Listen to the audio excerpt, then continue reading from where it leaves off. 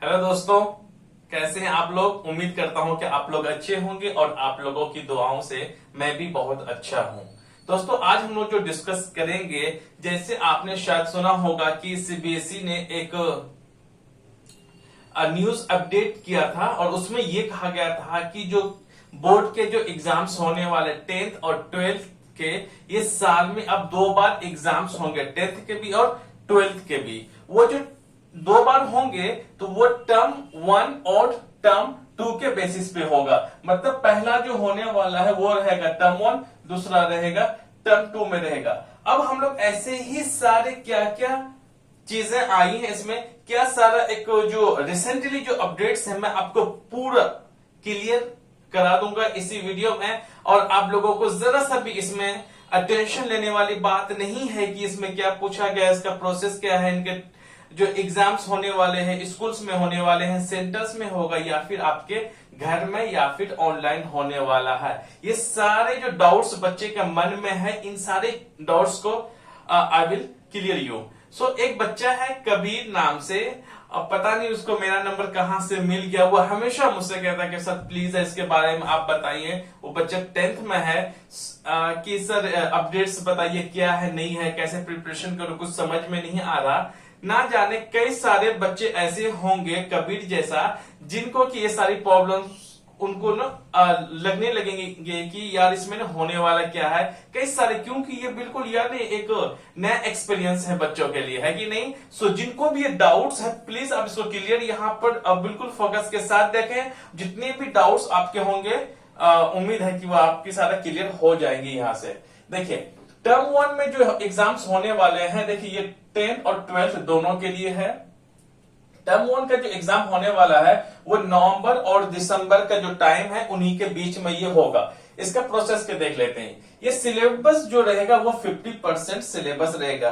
50% का मतलब ये हो गया आपका 10th में या फिर 12th में जितनी आपकी सिलेबस है, उस सिलेबस का 50% आपका जो है ना टर्म 1 पे आपका आ जाएगा। लेकिन यहां पर सीबीएसई ने अभी तक ये इस बात का क्लेरिफाइड नहीं किया गया है कि उसमें कौन कौन से चैप्टर या टॉपिक्स आने वाला है। ऐसा अगर कुछ अपडेट्स आएगा तो हम लोग आपको बता देंगे। जरा कई सारे बच्चे इस बात पे कंफ्यूजन है कि सर हमें ना कौन सा चैप्टर टर्म 1 में आ रहा है, कौन सा चैप्टर्स टर्म 2 में आ रहे हैं। ऐसा अब तक कोई अपडेट्स नहीं आया। मैं बताऊंगा कि फिर आप कैसे प्रिपरेशन कर सकते हैं अपना। इसमें जो क्वेश्चन जो टाइप रहेगा टर्म 1 में वो रहेगा एमसीक्यूज। एमसीक्यूज जो रहेगा वो रहेगा आपका केस स्टडी बेस्ड पे, जैसे आपका पहले से आपने जो क्लास 9th में या फिर क्लास 10th में या 11th में जो 12th वाले बच्चे हैं, जैसे आपने बोर्ड में या फिर क्लास 11th में आपने दिया होगा, एज इट इज आपका क्वेश्चन पेपर रहेगा। और क्लास 10th वाले जैसे कि आपने क्लास 9th में दिया होगा ना केस स्टडी बेस्ड पे, वैसे क्वेश्चंस रहेगा। ये एमसीक्यूज आएगा इन्हीं पे। दूसरा रहेगा असर्शन रीजनिंग के फॉर्म में ये क्वेश्चंस आएगा, लेकिन सारे के सारे क्वेश्चंस कैसा रहेगा आपका एमसीक्यूज रहेगा। अब टाइम की बात कर लेते हैं। यहाँ पे जो टाइम है वो 90 मिनट्स का है। 90 मिनट्स का जो आपका टाइम रहेगा, लगभग कितना आपका पूरा 1.5 घंटा रहेगा। उसके बाद है क्वेश्चन पेपर इश्यूड बाय। आखिर आपका क्वेश्चन पेपर बनाएगा तो कौन, क्या स्कूल वाला बनाएगा या फिर सीबीएसई बनाएगा। ये जो क्वेश्चन पेपर रहेगा ये आपका सीबीएसई की तरफ से दिया जाएगा। ये क्वेश्चन पेपर जो जारी करेंगे वो सीबीएसई वाले स्कूल्स वाले को भेज देंगे। और इसमें यह है कि आंसर शीट कि आंसर शीट जो है वो किस हिसाब से रहेगा कि जिसमें आप लिखेंगे वो रहेगा आपको OMR शीट में रहेगा। कौन सा? OMR sheet. ये OMR क्या होता है? Optical mark reader. एक तरह का आपका क्या रहेगा, ऐसे ही पेपर रहेगा, उसमें ABCD ऑप्शंस रहेंगे। अगर आपका स्कूल में अगर हुआ तो आपको पेंसिल से ऑप्शन रहेगा, इसमें से जो भी आपका सही रहेगा पेपर रहेगा ABCD, आपका जो भी इन चारों में से जो भी एक आंसर सही होगा, अगर स्कूल में हुआ तो आपको पेंसिल से क्या करना है, इसको डार्क ऐसे करके कर देने हैं, डार्क सर्कल है ना, ऐसे बना देने हैं। अगर आपका ऑनलाइन अगर घर में ही हुआ तो आपका जो लैपटॉप या फिर फोन में जहां पर भी आएगा वहां पर क्या होगा, सिर्फ क्लिक करने के लिए रहेगा। वहां पर भी 4 ही ऑप्शन या फिर कहीं 5 भी दे सकता है। मोस्टली उम्मीद है कि वहां पर 4 ही आपको ऑप्शंस दिया जाएगा। बस ये रहा। उसके बाद आ जाते हैं टर्म 2 की बात।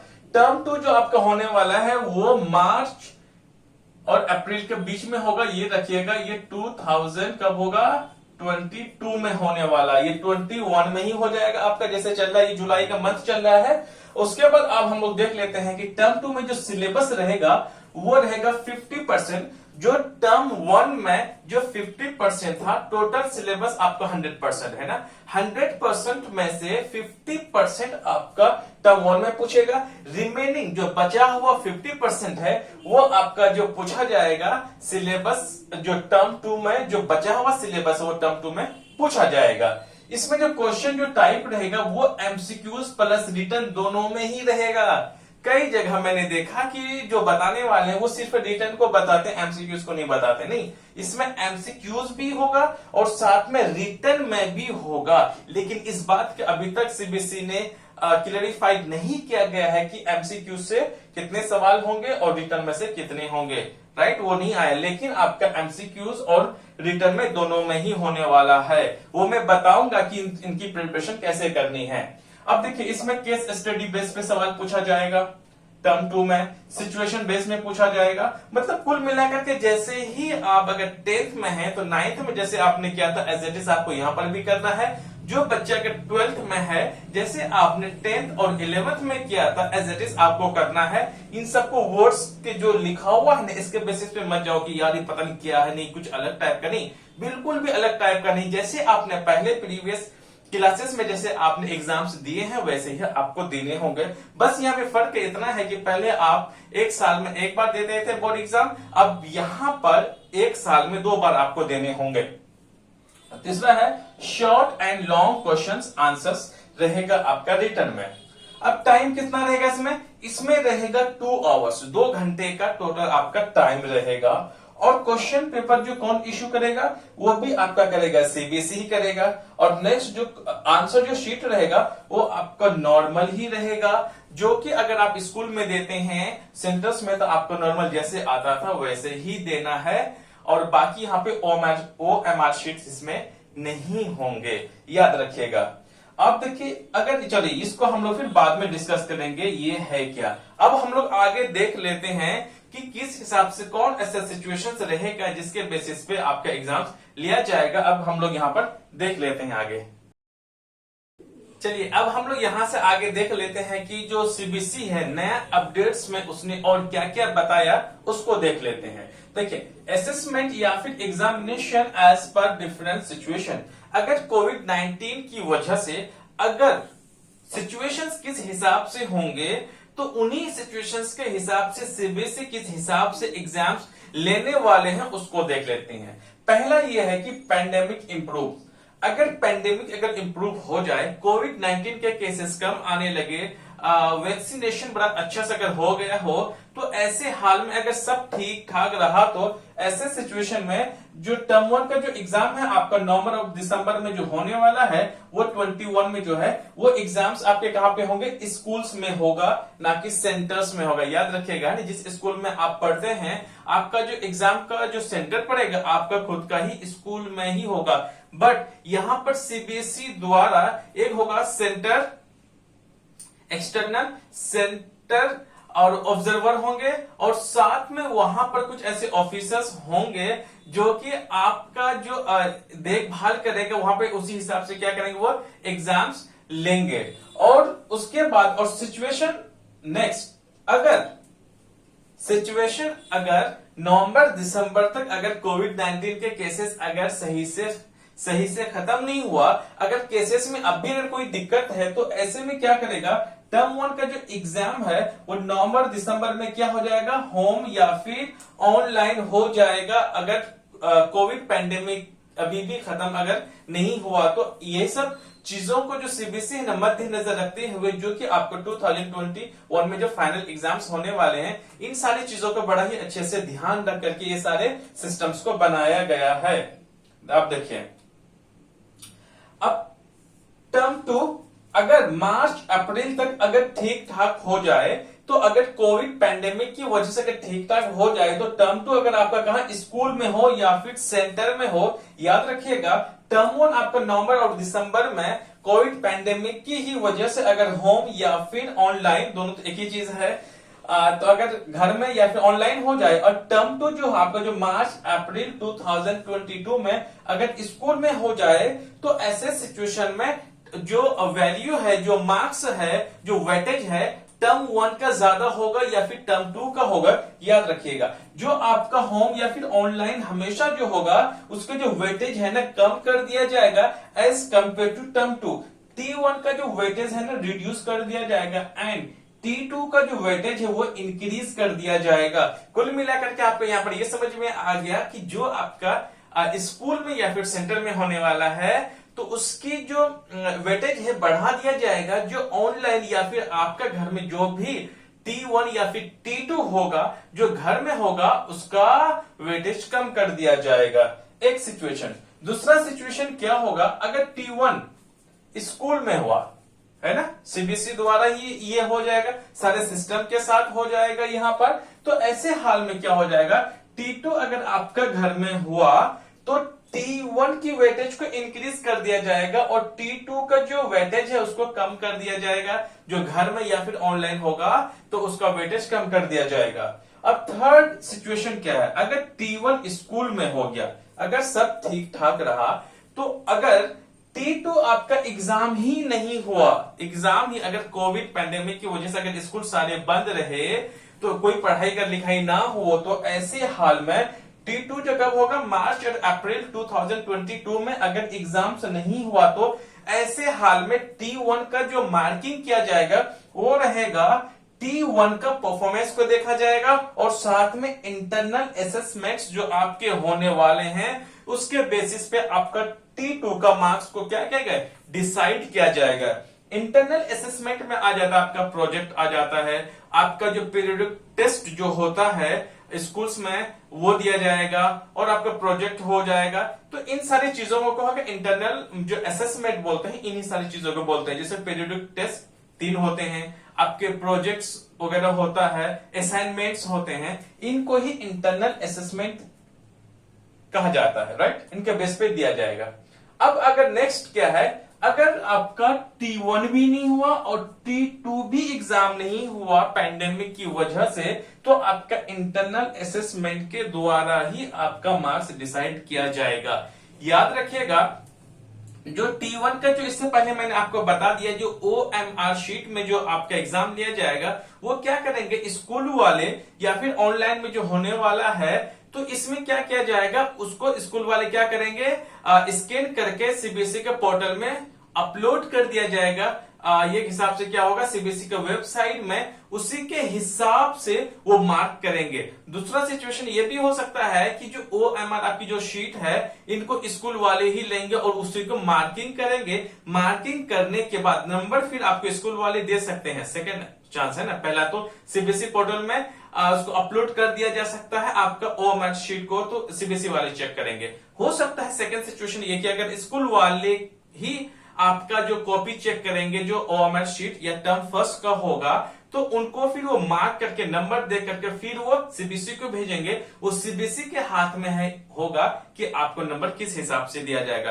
टर्म 1 और टर्म 2 इसी बेसिस पर हो जाएगा। अगर इसमें और एक सिचुएशन में है, अगर T1 तो आपका स्कूल में हुआ और T2 अगर आपका घर में ही अगर आपका हुआ है, ऐसे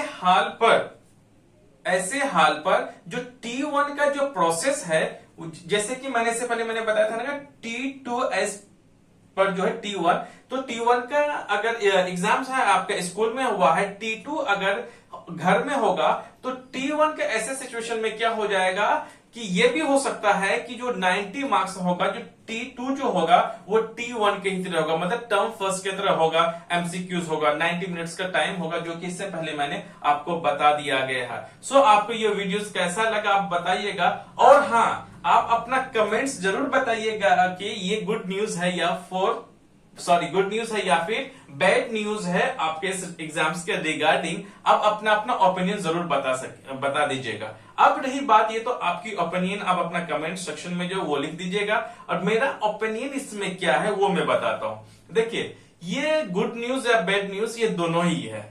इसमें बैड न्यूज क्या है कि मेरा ओपिनियन है वो मैं अपने बारे में बता रहा हूँ, ठीक है, मैं क्या सोच रहा हूँ इसके बारे में।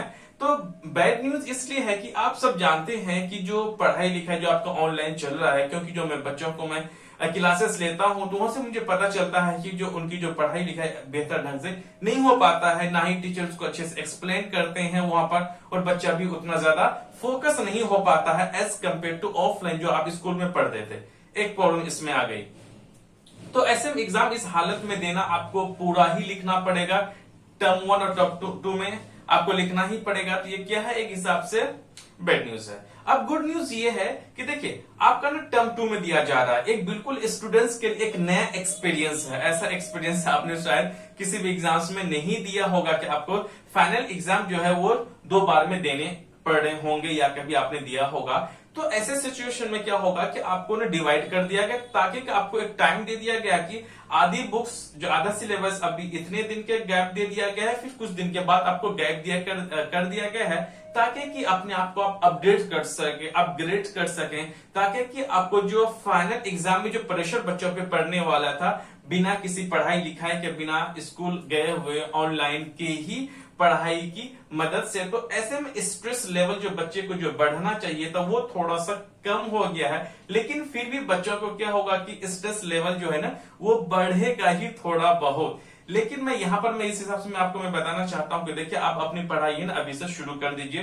पहला जैसे मैंने बताया कि आप जो है पहले एमसीक्यूज को सॉल्व करने की कोशिश करें, आप उसको बेहतर ढंग से पढ़ें।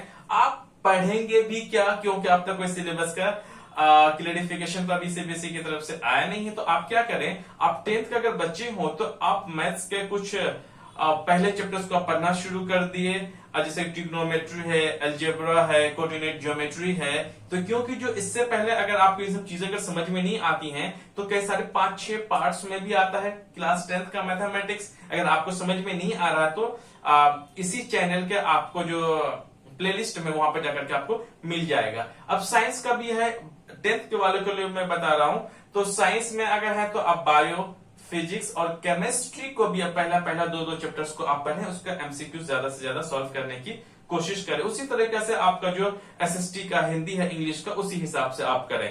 12th वालों के बच्चे का अब क्या होगा कि आप जो कोई आर्ट्स में, कोई कॉमर्स में है, कोई साइंस में है, तो आपका जो जितने भी सब्जेक्ट्स हैं पहले के 2 या 3 चैप्टर्स क्या करें, बेहतर ढंग से उसको अभी से पढ़ना शुरू कर दें, और कुछ दिन में तो अपडेट्स तो आ ही जाएंगे और स्कूल वाले तो आपको बता ही दिए जाएंगे। So guys thank you very much आप लोगों का कि जो मैंने आपको मैं यहाँ पर मैं समझा पाया।